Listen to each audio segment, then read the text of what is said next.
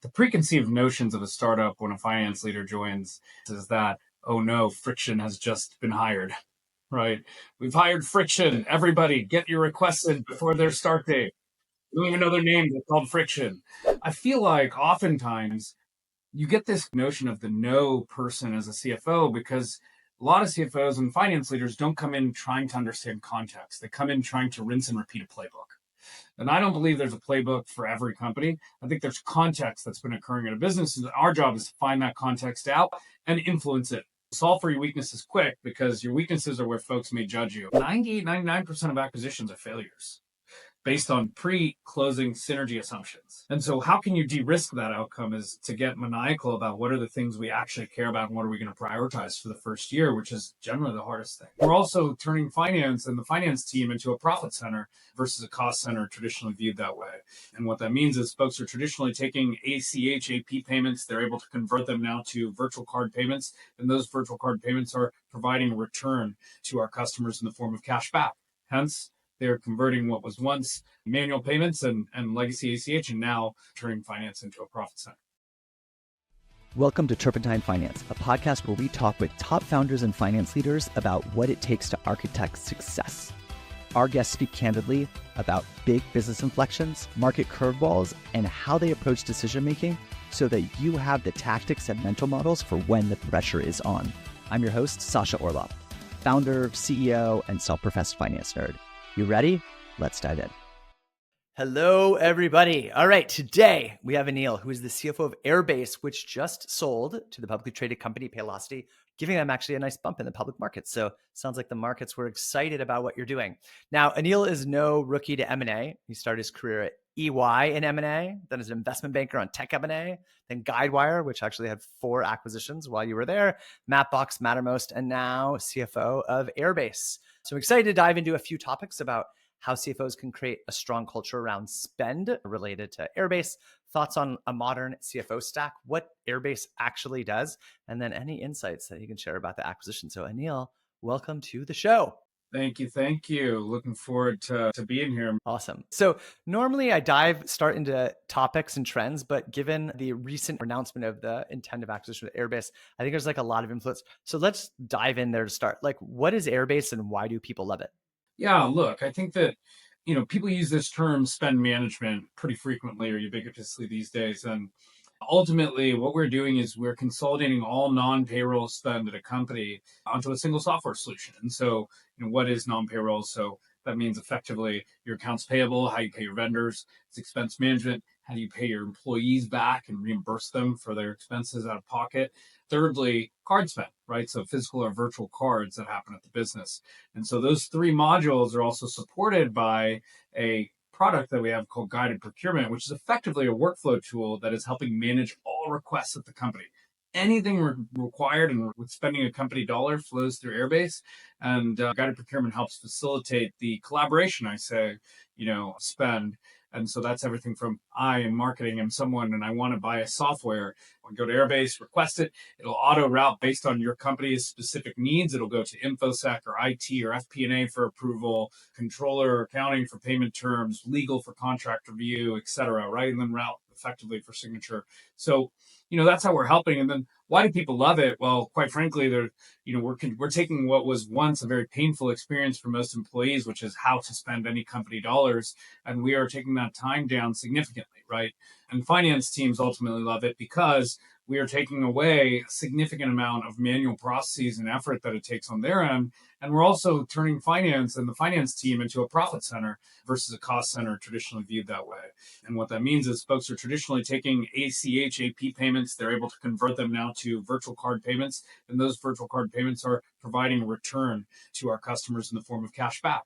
Hence, they're converting what was once manual payments and legacy ACH and now turning finance into a profit center.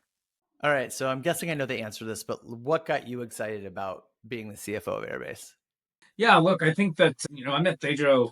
I've been here now about 3.5 years. And over time, I've just, taken over a little more and more of the company to help, provide a level of what's coming around the corner. So last year plus, I've owned post sales as well. So onboarding, customer success, renewal account management, effectively all existing revenue for the business, including all our financial services revenue. So all dollars that are flowing through, which are now billions of dollars flowing through, our infrastructure. And, number one, that was one of the things that enticed me, which is what would it be like to actually be a leader of a company that I'm the ICP? Right? So Airbase sells to people like me. It sells to companies like Airbase. And I've been at companies like Guidewire, like Mattermost, like Mapbox, as you mentioned, which are all in that mid-market, right? Private and public sized businesses. And so number one was something that was, how could I actually, get a view into what the company does and actually empathize with all these different motions? What works in pre-sales? What works in post-sales? What the customer journey looks like and why? Right. And so when you're the ICP or the ideal customer profile of that, you kind of intimately understand that a little deeper. So that was super interesting. Number two, I'd worked with a bunch of first time founders before, and Tejo was a second time founder. And I'll tell you, they're all fun. And Tejo's just a great person to work for, and I've enjoyed it my entire time here. And so that was always this, important partnership, being here 3.5 years and having met him 5 years ago. All those are kind of the big, decisions that go into it. And thirdly, is Airbase a product?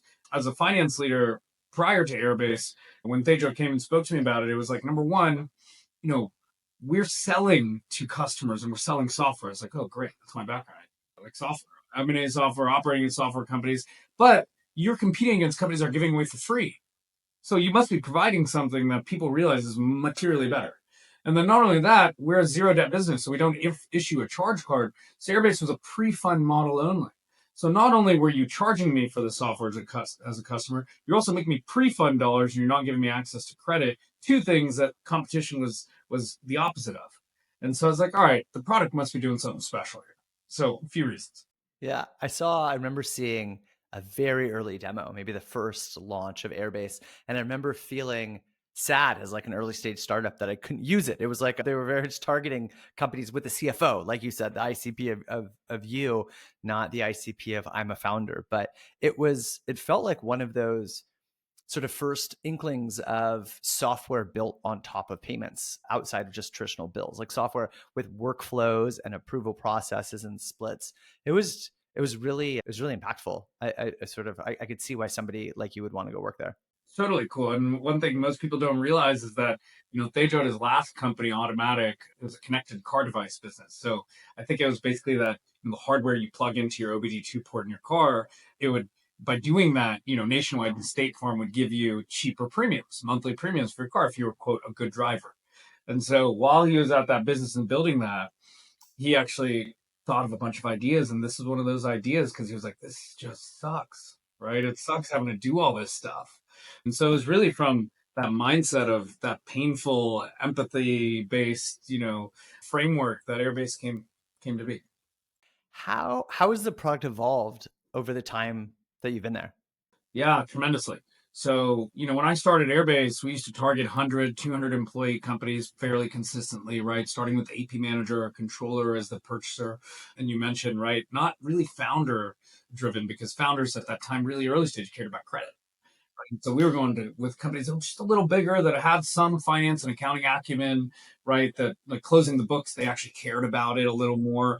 And so I think that over time we started with module. So what I mean by that is like starting with the card module and then an AP module, then expense, and then guided procurement. But as you add on to that, you're actually continuously evolving each one of those modules over time. So, now we have customers that are 5, 6, 7, 8,000 employees, and we're competing and beating and winning against the Coupas and Topaltis of the world. And so, when you ask the question, how have we evolved? I think our ICP and the target market we go after has evolved as well. As we've seen that Airbase as a product, actually as a modern spend management product, is competing really nicely against, these more legacy spend management companies. Yeah. So sort of evolved from kind of starting to with the controller and sort of evolving its way up to sort of finance teams. Yeah, finance and then also procurement and different personas, right, across the quote now this bucket of everyone lumps into office of the CFO, right, which is not really a term 5, 6, 7 years ago. It's great we have an office now, but all these softwares kind of lump in there. We'll talk about that, I think, in a little bit. So according to LinkedIn, this is your first sort of CFO role. Is that right? Yeah, I was about to become CFO of my last company, and literally with the date already set and everything, and Tejo, became a really good opportunist. I'll put it that way. Was able to peel me out of there with, obviously being a very, very convincing person that he is.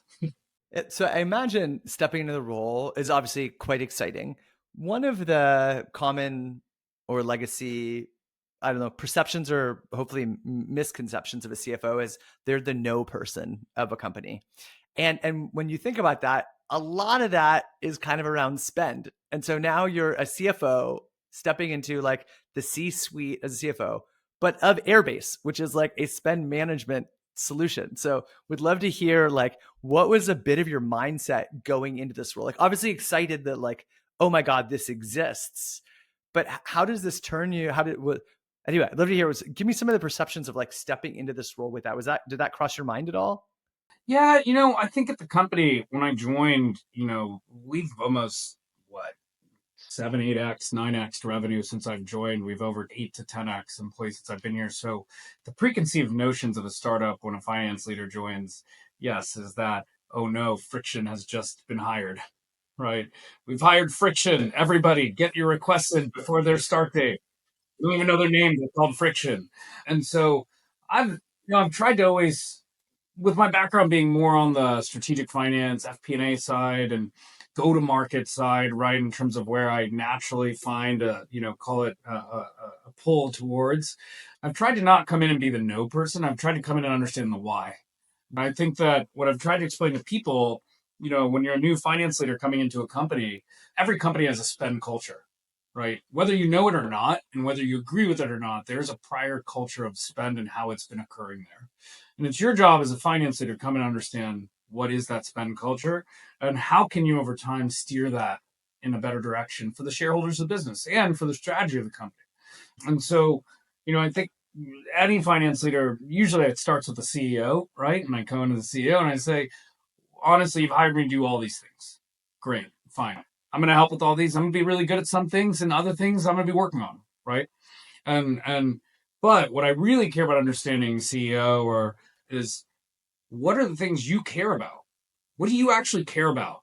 I want to know what are the landmines I'm about to walk on before I step on. And so tell me what things you care about are, and I'm gonna over align on those with you as those topics come up.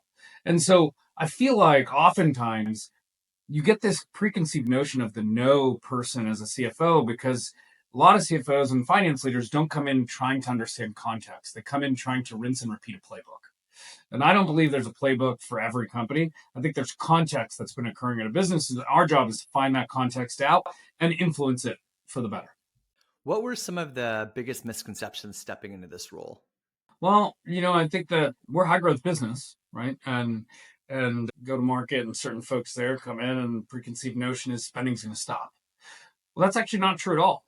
I actually want spending to happen. I want it to happen as fast as possible, and I want it to happen on time. It's one thing to approve spend, and it's another thing for that to be spent on time, right? We've all heard the idea of let me free up $500,000 next month for lead gen or demand gen, and when you spend 350K or 400K of it, and you wonder why your top of the funnel hasn't developed to the additional 20% you thought it was supposed to. So that's where spending the money matters just as much as approving the spend, right? And spending on time. And so I think that preconceived notion of, wait a minute, this person just wants to create friction is definitely, there anytime, a new finance leader joins a business, other than in the later stages, right? Where they've been through 3 or 4 or 5, maybe CFOs, and maybe they have already a really well built out FP&A strategic finance team where the company is pulling that FP&A team into conversations naturally.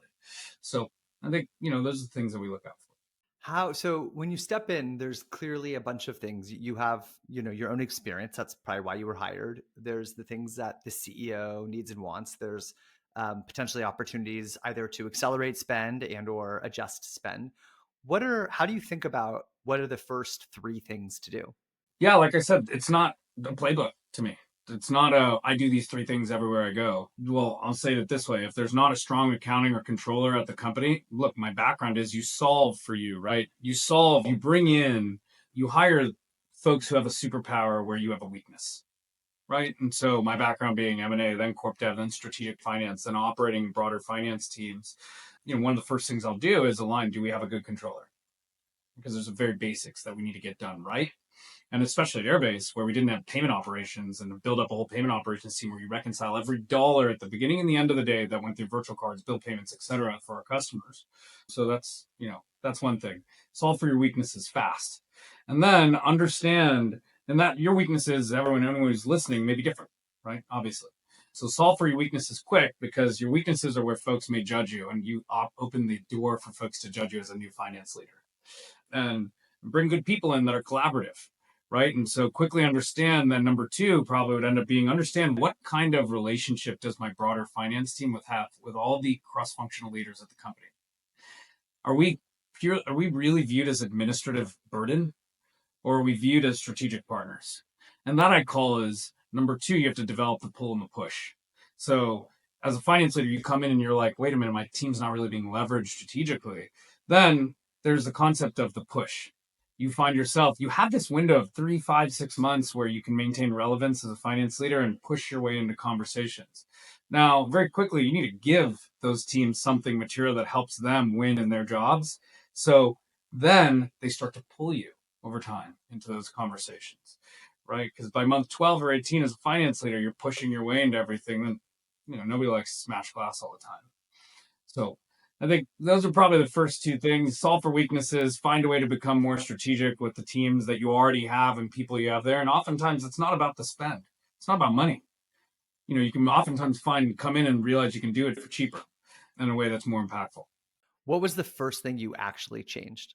Well, when I joined Airbase, I hired my FP&A leader before my first day, actually. Company didn't have an FP&A. About a month later, or 2 months later, I hired our controller. 7 months later, I hired our risk leader, my VP of risk and compliance. Around the same time, I hired business systems analytics, right, to revamp all of our back-end infrastructure at the company. So analytics, risk, all that stuff reports up into me. So the company thought Salesforce was the go-to for everything, but Salesforce is one piece of data like Marketo, Zendesk, Heroku, all those things. So, risk, the analytics team builds out Snowflake, and then standardized definitions so teams can start to understand what is working well in their orgs and not. And then, last year and a half, as mentioned, I've taken over post sales. And so we've had to do a post sales revamp as well. And, positively, we've gotten GRR up 20%, 20 percentage points. And so there's no one playbook to run. It's just, what does the company need that's stage appropriate, and where are you solving the biggest holes? Hey, we'll get back to the conversation in a moment after a word from our sponsors. Hey, finance leaders, do you remember when Amazon didn't have to charge sales tax on every online purchase? Well, 10 years later, we see sales tax on e-commerce everywhere. That wave is now hitting SaaS and the digital economy, and Anrok is here to help you navigate this new tax compliance journey. As your software business grows, so does your global tax liability. But keeping up with ever-changing regulations across multiple jurisdictions can be overwhelming. That's where Anrok comes in. Anrok is the enterprise-grade solution that automates sales tax compliance worldwide. Anrok tracks your exposure, calculates tax, and handles filings all in one platform. As a Turpentine Finance listener, you can get a free Nexus study from Anrok today. See your economic and physical nexus in real time by connecting your billing and HRIS tools. You'll get a clear view of your exact exposure in any jurisdiction, plus a live review with a SaaS tax expert. Don't let tax compliance slow down your growth. Visit anrok.com/turpentine to claim your free Nexus study and take control of your SaaS tax strategy. Anrok, empowering software businesses to grow across the globe.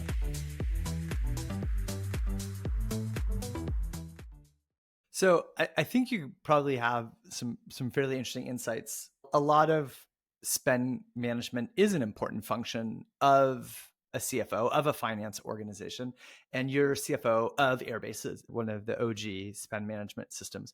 What are some of the lessons learned about how to balance flexibility and control that might have changed because of companies like Airbase? Yeah, and that's why I think you're kind of bringing up the crux of how do you balance the culture of spend. Are you a super restrictive finance team that has everyone super frustrated with you? Or are you a business that is extremely lenient and probably has a little bit of a non-compliance going on in the way spend is occurring at the business? And so finding that balance is important. One of the things that's helpful is there's a difference between visibility and control. Visibility is one thing and control is a different thing. Things I think people oftentimes make them synonymous or try to lump the two together. I care about visibility first because if I don't know what's happening, I can't see what's happening, then I don't even know what the culture of spend is occurring. Meaning, if I have hundreds of physical cards out there that are all like physical, MXs or whatnot, or lack of visas, whatever you want to call it, that are not tied to any software solution, at the end of every month, I'm looking at everything almost 30, 45 days in arrears that has just occurred that's, paid, it's gone. Dollars have left the door. So that is the definition of lack of control. So the first thing is start to get things visible and then start to get things pre-approved. And so that means building out in a tool like Airbase the right approvals workflows. And at Airbase, we don't have the same exact approvals workflows for every department at the company. We have different spend thresholds for marketing versus what we have for IT, versus what we have for, call it, business systems. Marketing obviously having more non-payroll spend than most teams, right? Not T&E, but software spend, lead gen spend, all those types of things. And create the right levers in those areas for, do I care about sub 10K spend in marketing, or actually do I care about anything greater than 100,000 or 200,000? Because my FP&A team is so plugged in there that we're already monitoring every 2 weeks. How are these campaigns running? Have they led to the S0s that we wanted at the top of the funnel or not? And we're already dialed in. And so what I'm saying is that the early days, it's about getting visibility, then figure out what is the right way to gain control. Has any of your time there, like, do you spend time helping train CFOs as they input? I mean, I'm sure you have teams to do that, but my guess is you have some advice. What's the advice that you give to CFOs, either considering something like an Airbase or just stepping into that role specifically around spend? I'm sure you have a lot of customer stories or testimonials and or problems that have arisen. Look, I don't actually sit there and coach CFOs through onboarding. We have a really good onboarding professional services team, but as you can imagine, I'm involved actually in a good number, probably 10% of our pre-sales, 15, 20% of our pre-sales deals, I'm in them, right? So meaning they use an exec and I'm paired with the exec there to help them understand the value that Airbase can bring. And that makes sense because then as the customer transitions to post-sales customer journey, the second they sign the contract, they can still maintain a relationship with it, right? And we can make sure they're successful with the post-sales side. And so I would say on pre-sales, what we're largely trying to show folks and CFOs is that it's not as, I try to stress, it's not just about buying a software, right? There's actually plenty of companies that can make the purchase of a software, like a spend management software. But if not leveraged appropriately, your employees can actually force the finance team to remove it, right? Where you adopt this piece of software because we as finance are the decision makers. And within 12, 18 months, you've got sales and marketing up in arms, ready to go at it. And then suddenly CEOs coming at finance, like you are actually impacting productivity and go to market. And that's when a tool gets ripped out, right? So really, we can make the decision in finance to purchase. That's great. But also understand that there may be some change management on your part when you adopt this software. And we encourage you during onboarding to think about the change management. We have playbooks that can help with how you develop your, call it, approvals workflows, and how you should think about setting up guided procurement and where things should route to for pre-approved spend. But keep in mind, we also don't intentionally make that something that you sign tomorrow and it goes live day after, right? You do need to think this through a little bit here, because the first 3 to 6 months and getting to value is super important for us and determine if you're be sticky. What's any fun or memorable customer stories that you can tell over the past couple of years? You don't have to name names, just sort of either situations or things that make you smile or chuckle, look back with pride. There's a few, and I'll name a couple. I know CFO really well, who's a customer of ours. They went from an environment where they had disparate tools that they were using for all these things that I mentioned, right? AP, expense management, cards, procurement, and all that stuff. And what that meant was that they had a significant amount of, first of all, lack of visibility, but also a lot of ACH payments just flowing out, AP payments going out, right? Over time, that business, after adopting Airbase after 6 to 12 months, was able to convert so much of their legacy payments right, from ACH to virtual cards, reduce team time being spent on all these administrative functions, that they were able to more than 9 to 10 times pay off their Airbase subscription. No way. So we have what we call a value metric called subscription to ACV ratio. So what, ACV to cashback ratio. And so what amount of cash back are you making annually, and what is Airbase costing you? So some of the best companies are able to leverage that and see, right, like, how can I actually just convert these over to some virtual cards? You still get the same, level of control you want, just changing the means of payout. That's it. That's one. Another one that's a cool story is a customer of ours which we're seeing a lot, by the way, of payment fraud these days. It's the last 2, 3 years, it's been tremendous, right? Especially since COVID and work from home, it's become much easier to send a fake invoice to a company and that company will pay it out. So Airbase, we've worked a lot on, what are the risk and fraud tools that we internally use, but also what are the things we're natively building within the product itself? And then what are the things that my risk team and everyone are reviewing and looking at, each day? So we're able to scan an invoice and actually look at it and statistically tell, like, wait a minute, is that something is a little weird? The Salesforce logo is an inch over, or is like an eighth of an inch down, or whatever that may be, right? All these different things they use to do that. So we have a customer that Salesforce.com reached out. One of the S's was a dollar sign, and requested for the payment details to be changed for Salesforce.com. And so we're able to, understand in real time, number one, like, that's odd. Like, you're going from some mega bank to some small bank. We review the request and all that. And that customer, we saved over $1 million, right? Because they actually paid it out. We stopped payment in flight, return the funds. We're also able to see certain things like, are these natural behaviors being taken by a login? So, in the past, if you're an admin, did you really go and have 1,000 clicks in 60 seconds or 2 minutes or 3 minutes and change a bunch of stuff in real time, be able to tell what's fraudulent?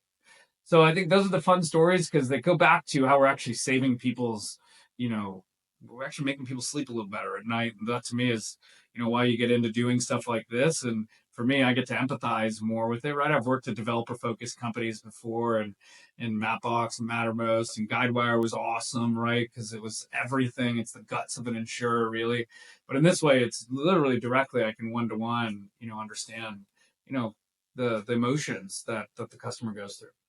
Oh man, imagine a tool paying you back 9x and or saving $1 million for accidentally sending an invoice to shift for Ailsforce. I think it's great.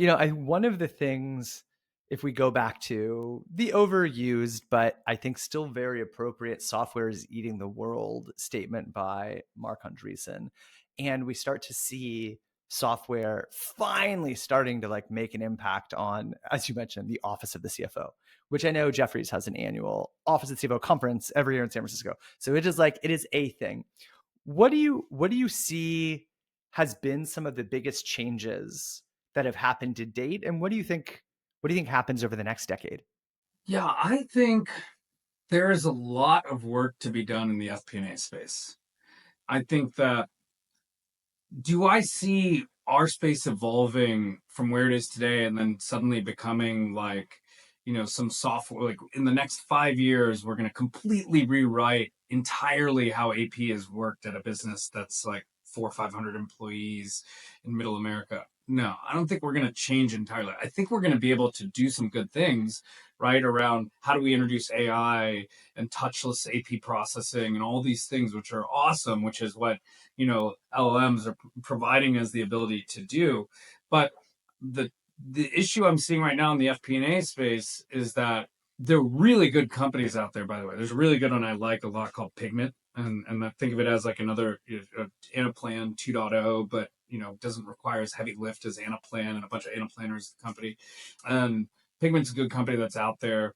But the challenge is that these models still require us in finance to manually do everything.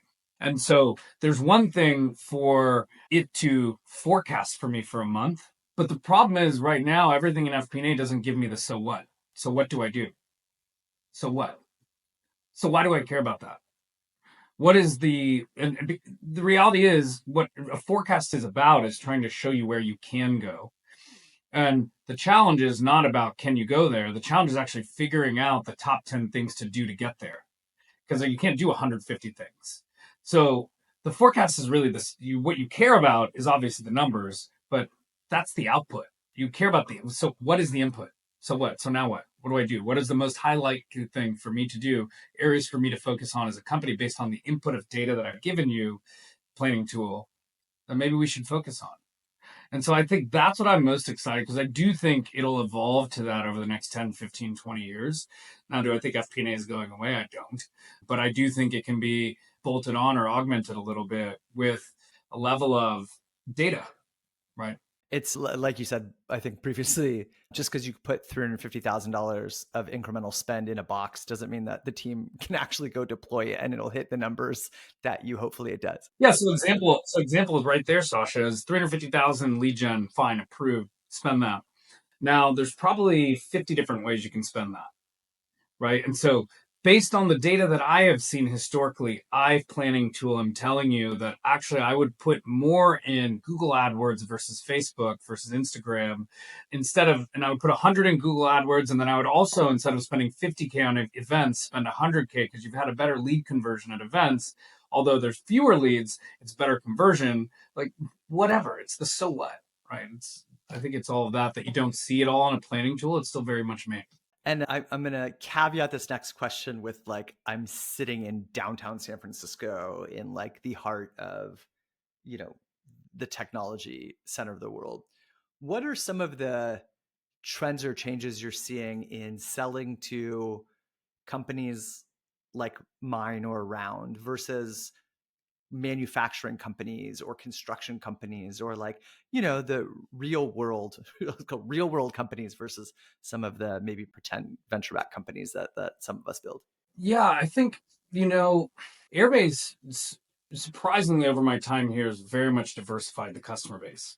So as an example, we now, have the Rockefeller Philanthropy Advisors, one of the world's largest nonprofits, as a customer. And, you win one of those, then you have a lot of credibility to be able to speak to a lot of nonprofits about the value your product can bring. And I think the challenge right now that I'm hearing across the industry is that BDR and SDR cold calling and emails conversion rates are just substantially down, because everybody invested in it so heavily during COVID that now all the buyers are so immune to all these reach outs. Not as many people pick up the call. Not as many people are willing to respond to an email. And the challenge now is that because of the way SaaS margins work and the ACV to cost it requires to get that ACV, you can't just put 1,000 people out there on foot to go out there and outbound and sell and call and all of this. So I think the efficient go to market is still to be found in terms of what works perfectly. And it's so nuanced, right? Are you selling to SMB companies? Or are you selling to enterprise businesses? Are your companies US headquarter or are they international? Are your customers US headquarter or are they international? Is your software the ability to purchase today and use tomorrow software versus a longer onboarding time?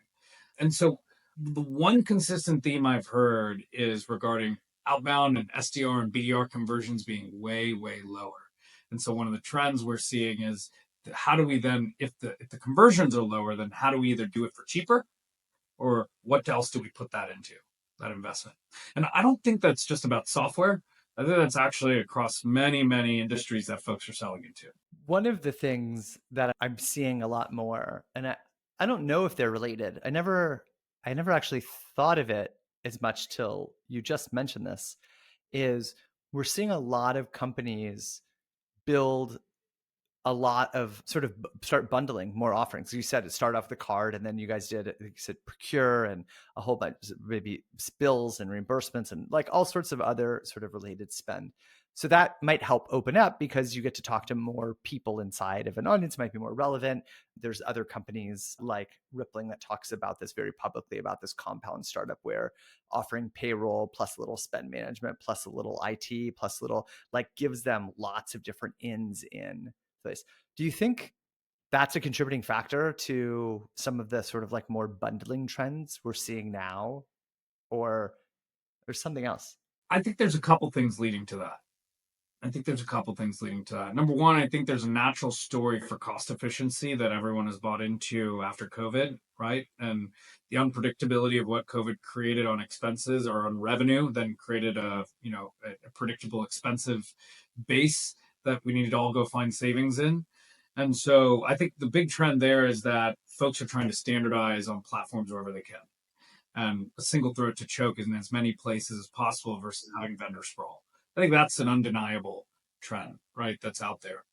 I also think that one of the reasons from the vendor side you're seeing the want to add more offerings within their platform is because it is much harder to get a new customer these days than it was 10 years ago when everyone's just buying software. You can make a sale in 3 4 days, and that same 3 4 days really takes 3 4 months now, right? Or 3 4 weeks. And so I think it's natural that number one, it's a trend that you're going to a platform as a business if you have a natural segue to that, right? And you can bundle these things in different areas. I mean, look at Salesforce. That's how it's made its bones. It's bones on a single shop stop.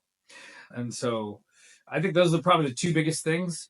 I think that, one of the challenges though is that eventually stops. I don't see that working in a lot of areas because there's areas that Airbase has said we won't do because we don't believe we can execute in all these things perfectly well and be able to deliver that experience that we expect of our product and our customer experience. One of those areas is we partnered with a company called Travel Perk, right, for travel related expenditure and trip bookings and cancellations and hotel bookings and all that stuff.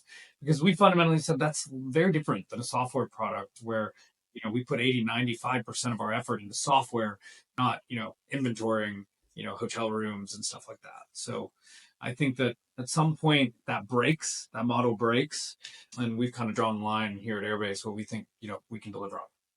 Yeah. So it's not just a bunch of excess engineers and product managers looking for other stuff to do. Yeah, I mean, you may win a few customers, sure, once you build that thing, but now then, how do you deliver that to a 10,000 employee company? What? So, if we think now about the evolution, you made a comment about sort of wanting to capture all of the sort of non-payroll spend. Let's forecast out. Let's pretend that everybody else demises. Like you're sold to Paylocity, which we'll talk about in a sec. But where else?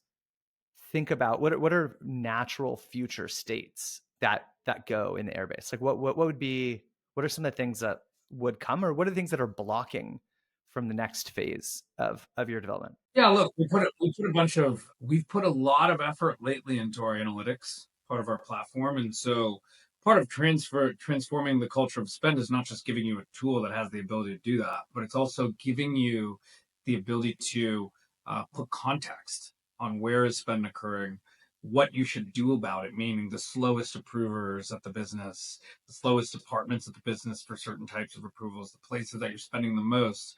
And so I think naturally we're going more in that direction too in terms of the analytics. We have that now. We've had a great reception over the last 5 6 months as we push that out. I think the last 3 4 months actually it came out. And then obviously, look, it's public information. We've signed an agreement to sell to Paylocity, and so bridging all of business spend into a single software solution is the play. And so, at Airbase, we never prioritized payroll, and that was intentional, as we felt we had a lot we could build on here. And it turns out, we found someone to get married to that does that well, and bridging both worlds together means we could sell something pretty impactful together. We were my last two companies used Paylocity for payroll along the way, and then they were one of Brex's first customers back when that came out, and sort of seeing. Yeah, I mean, people don't realize like Paylocity is close to $10 billion market cap, $1.5 billion of revenue. It's built a strong business there over time, and one in which the founder has been heavily involved still, right, at the company all these years. So they got a great culture there and a good product, and one in which they have roughly 40,000 customers. And so that's undeniable. There's going to be a lot of folks using Airbase now, a lot more than we have right now. Yeah, and their market cap's up 5% just in the last month alone. I won't say that you guys are entirely responsible for that, but you can. The market can't. Can't claim anything. So you've been at Airbase for a while. What I think, like, I'm guessing you weren't hired to just come in and sell the company. You were been there for a while. There's been a lot of product development. I guess let's talk about what got you into M&A originally, and how did this come about? It's sort of like it's a tool in your tool chest. There's a lot of other tools in your tool belt too. Yeah, look, coming out of college, I think around the recession time, it was definitely something where you're like, all right, I was in the Bay Area, come out of college, recession, and you're like, all right, we need to find a gig. And what's going to give me the best experience, and call it foundation for a career in finance. I didn't say I want to be in corporate finance or this or that. I was just thinking literally 1 month at a time. What do I need to build my tool belt?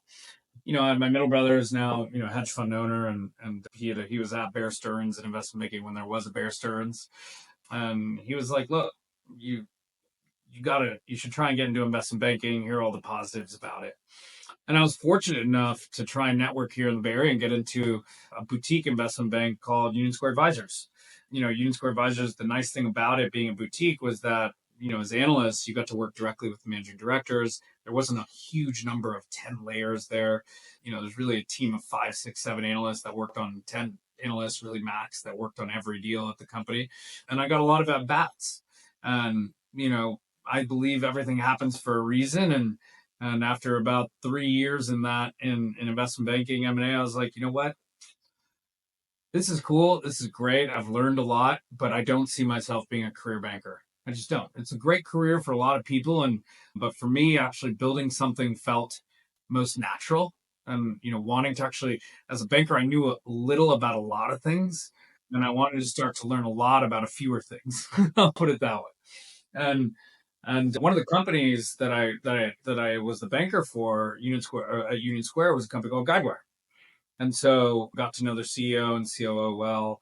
And I was fortunate enough about a week or two after they IPO'd, and we had worked with them for a while.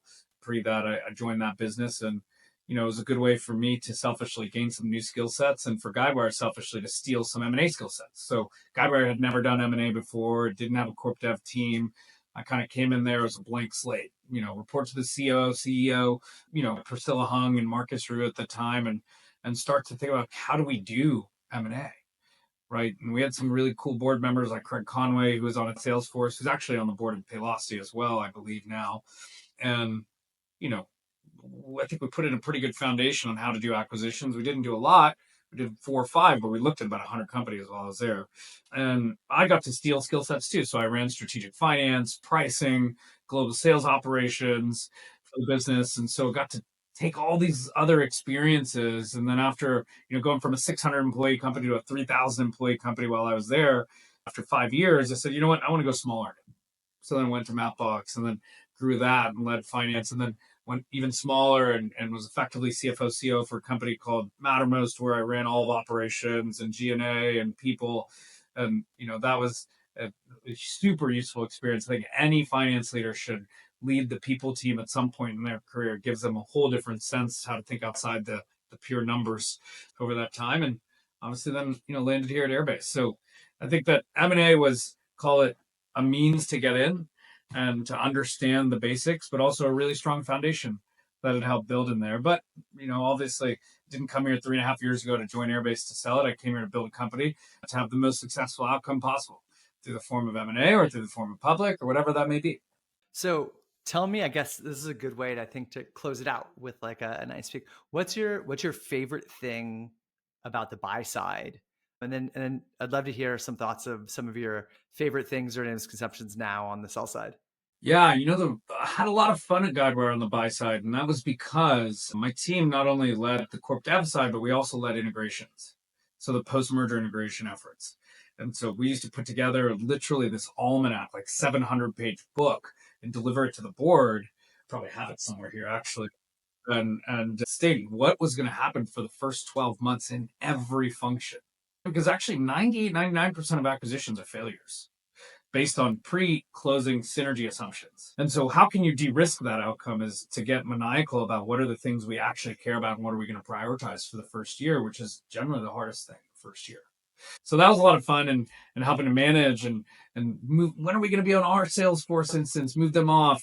Literally everything down to, in areas and facilities like when are we going to upgrade their toilet paper from with what we got, right? When is their sign they're going to change?